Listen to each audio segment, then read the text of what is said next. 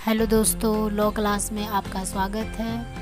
आज मैं Indian evidence act 1872 के जो टॉपिक्स लेकर आई हूँ वो है fact in issue, relevant fact, admissibility of the fact और एविडेंस। आज मैं इन चारों को एक साथ पढ़ाऊँगी। आप सोच रहे होंगे कि ये चारों एक साथ कैसे, इसीलिए मैं पढ़ा रही हूँ चारों को एक साथ, क्योंकि ये चारों एक दूसरे से को रिलेटेड है ना, कनेक्टेड है।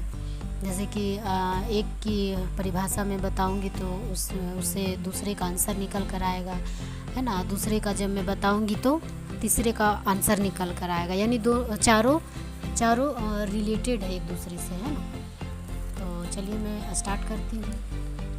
फैक्ट इन इशू पहले मैं बताऊंगी कि फैक्ट इन इशू यानी इसको हिंदी में हम विवादक तथ्य कहते हैं। तो मैं पिछले का वीडियो में भी बता चुकी हूँ कि फैक्ट इन इशू किसको कहते हैं, है ना।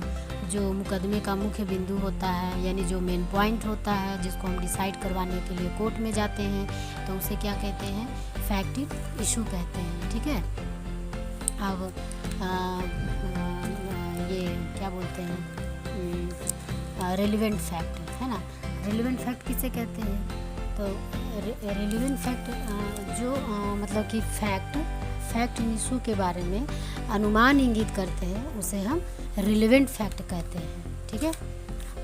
और इसी रिलेवेंट फैक्ट में से जो सबसे बेस्ट होता है, जो लॉ ऑफ एविडेंस का ये प्रिंसिपल होता है कि इन रिलेवेंट फैक्ट में से जो सबसे बेस्ट होता है, कोर्ट क्या करती है, उन फैक्ट को प्रूव और डिसप्रूव करने के लिए एक्सेप्ट कर लेगी।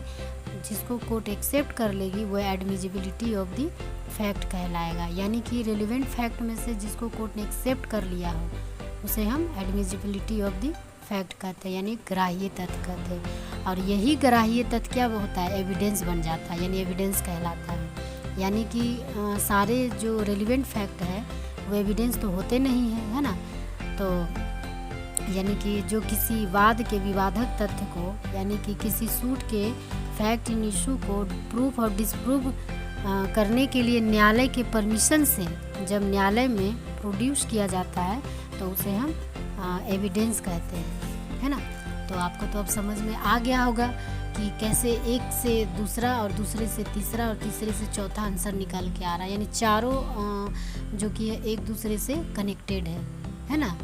तो आज के वीडियो में बस इतना ही, और मैं नेक्स्ट वीडियो में इसके आगे का जो पार्ट है मैं वो बताऊंगी, है ना। तो तब तक के लिए बस इतना ही, फिर से मिलते हैं नेक्स्ट क्लास में।